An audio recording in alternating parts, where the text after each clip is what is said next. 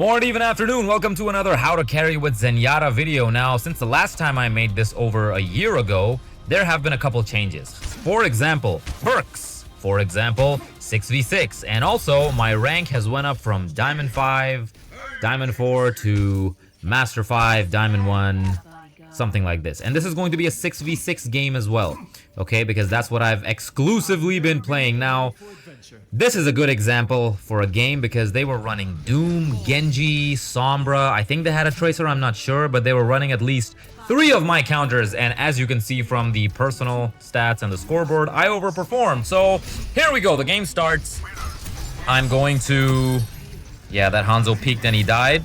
I'm going to orb my Doom because he's the one who dives in, takes damage, and then dives out. And that's where I keep building my ult charge. So I'm just gonna spam, stay in the back line, apply Discord. Doom is out of position, he got stunned.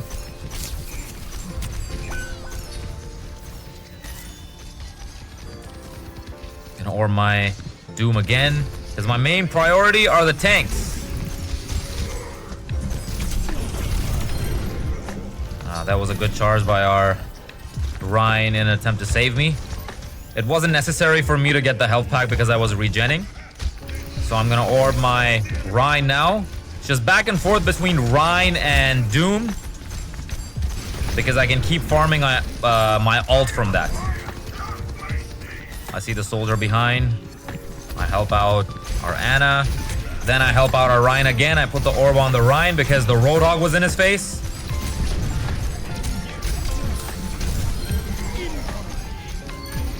Okay, so the perk that I'm gonna choose here is going to be the levitation perk, just because of what map we're on. So you gotta think about what map you're on as well as what the enemy is running, because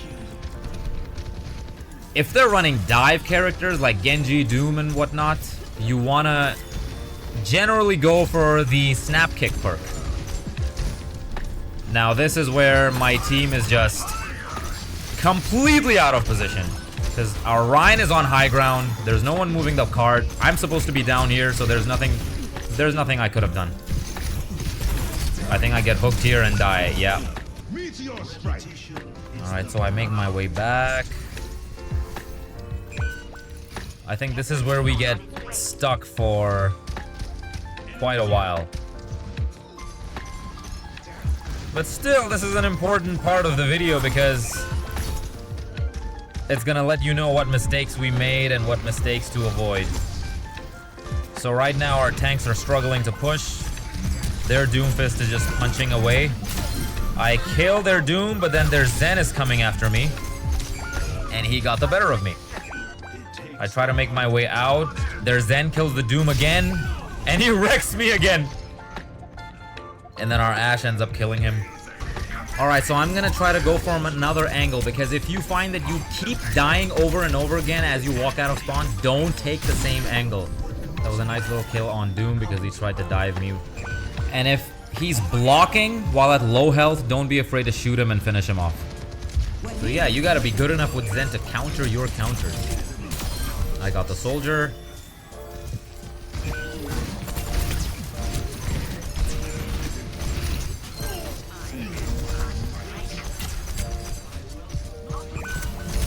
Our Ana should have killed their Zen, but oh well.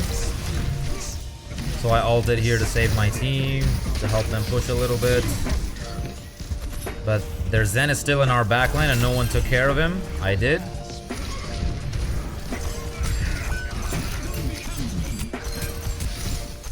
Their Doom lives. Our Genji got 2, but then he dies also, and then I think I get hooked here and die as well. Alright, so yeah, so I'm fighting this Cassidy because remember, every time you're in a 1v1 with Cass and it's at a distance, you can take the fight to him because you don't have fall off damage, he does. So if you have good aim, you can kill him. It's a bit of a tank diff right here. And I die again. So notice how I'm always with my team if they're like whether or not they're pushing, I'm always with my team because I don't want to push alone and then die. So I'm shooting their hog because I should have been fighting the Cass, but I was shooting their hog because I wanted to help our hog kill their hog first so that he could help me kill Cass, but it was too late. So we're trying to push. That was a really good hook from our hog. See, hog players watch and learn. This is how you peel for your support. So there's no situation in which I escaped there alive except with my ult. So this was a really good use of my ult because my team pushed in and I needed to be with them. That was the #1 priority.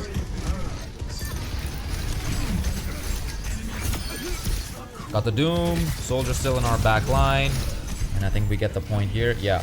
Alright, so the major perk I'm going to use, the second perk, is going to be the one where I heal for a percentage of my damage on discorded targets. Because that's going to help me build up my ult faster. Okay, so all I'm doing is just scouting, putting the pressure on that Cass. See, he can't push as long as I'm shooting orbs at him. See, Zen can put a lot of pressure because he does insane amounts of damage if you have good aim.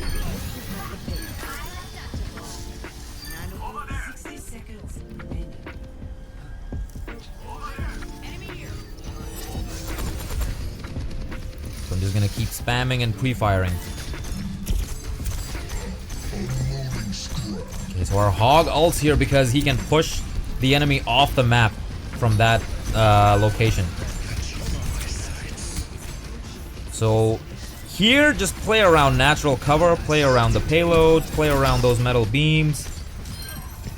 Okay, so their Zen is coming for me, but I'm not gonna let him kill me this time. Yeah, wrecked him. And I don't think he's gonna take another fight to me after this again. I think he swaps, I'm not sure. But anyway, our Sombra EMPs. And now I'm gonna stay on the payload.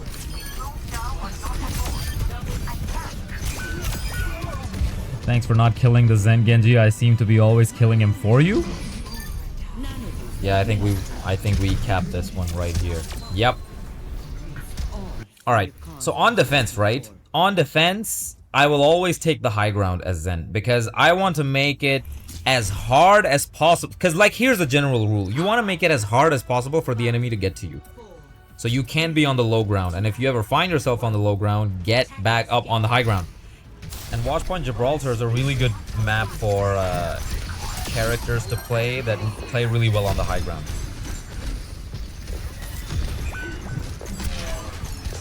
Spam, spam, spam, and then go back. See, you want to go back and forth between the front line and the back line. Because Zen can also act as a DPS. So like you saw at the end of last round how I was contesting the payload instead of just staying back. Because there is a time and place where you have to pop off and where you have to play safe. So right now I'm playing safe, You also want to keep your positioning so that you can easily reconnect your line of sight to whoever you've orbed for the healing. Like if you do that, you'll automatically find yourself in the right position as Zen. Okay, so Hog goes below the bridge. I see my Doom below the bridge as well, and I help him out here.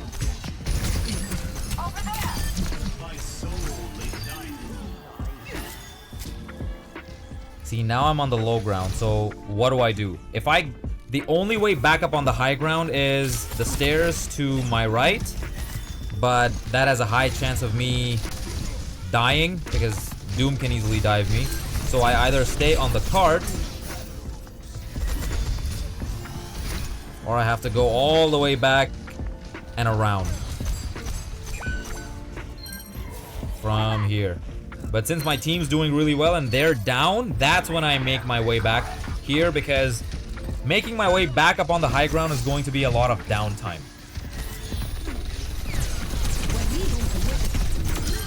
Yeah, so I had to fall back down again because of the Sombra. Otherwise, she would have flanked. Okay, I see my Hog is low. Help him out here. See, you don't need to always use your ults to counter other ults. Like, not always.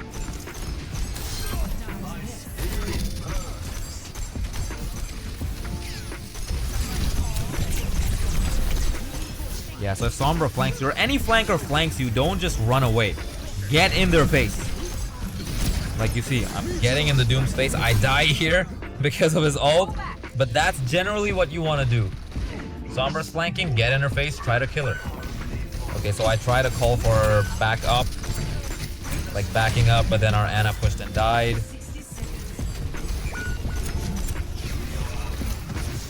We could have contested this if all of us pushed and we didn't stagger. But because we're really staggered here, I die as well.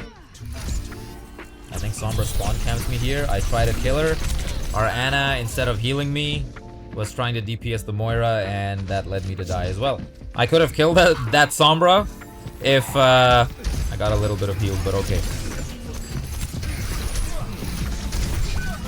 That was a bullshit hook, but okay. It was a good hook nonetheless. So here, we have the spawn advantage. So I'm gonna keep playing. Okay, so I see the Doom charge. I hear the Doom charge. I get out the way, and then he kicked him off the map. Alright. So yeah, like I was saying, we have the spawn advantage, so play safe.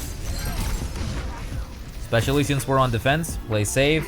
Spawn advantage, playing the metal beams, playing the doors, playing the indoors, playing the payload, you know.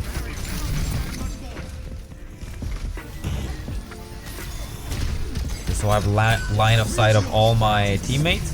I decide to ult here because our Ana was dead, and Doom's ult would have done a lot of damage. So I'm aware that their Sombra's flanking, but I don't let that distract me too much. If you know that their Sombra's flanking, then keep that at the back of your head and watch for her to reappear.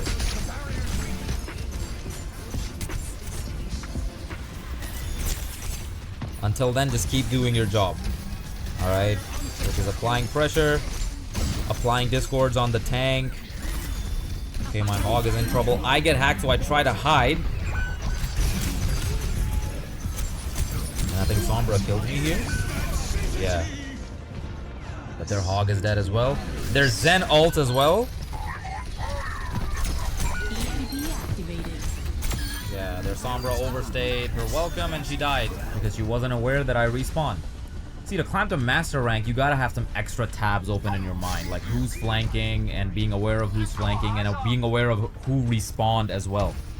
ML7 does this really well. Like, you gotta be able to see things that aren't on your screen. Right click pre-fire. Okay, so why don't I usually use right click? It's because they have a Hog and he might be waiting for me to peek. And if I make myself too predictable by charging up my right click and peeking again and again, then he might wait for me, hook me, and then kill me. And this is one reason why I generally don't right click at all, because it makes you predictable. They'll know which corner you're peeking from, and they can hear you as you're turning the corner, charging up your right click. Like, for example, that Sombra would have probably escaped if I was charging up my right click because she would have heard me. So now we have a hazard. So he's going to be my healing orb priority because he can dive in as well. And they have a ball as well. So here I'm just looking out for flanks. I'm just pre-firing and poking to just keep the pressure up. Because they have a Sombra and ball. Any one of them can flank. So I'm just looking around. And I have my ult ready for the Sombra EMP.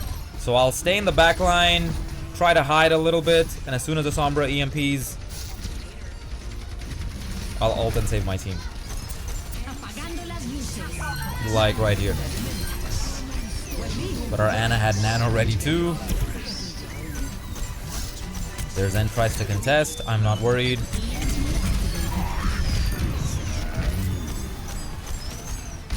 And I think we win here. One thing that people get wrong about Zen is his positioning, especially if they're running dive. If the enemy team is running dive, like, they don't know what to do. First of all, you have to be good with his aim, right? Be good at landing your shots. That's the first thing. The second thing, the positioning. You gotta orb your tank. Orb your tank because he's gonna keep taking damage. You're gonna keep healing him. It's gonna keep building up your ult meter. By default, it needs to be on your tank. especially if you have a dive tank. The second thing is that if you are always in line of sight of the tank that you have orbed, you will automatically be in the right position. But anyway, if you liked the video, if you found it useful, then don't forget to like and subscribe, and I will see you in the next one.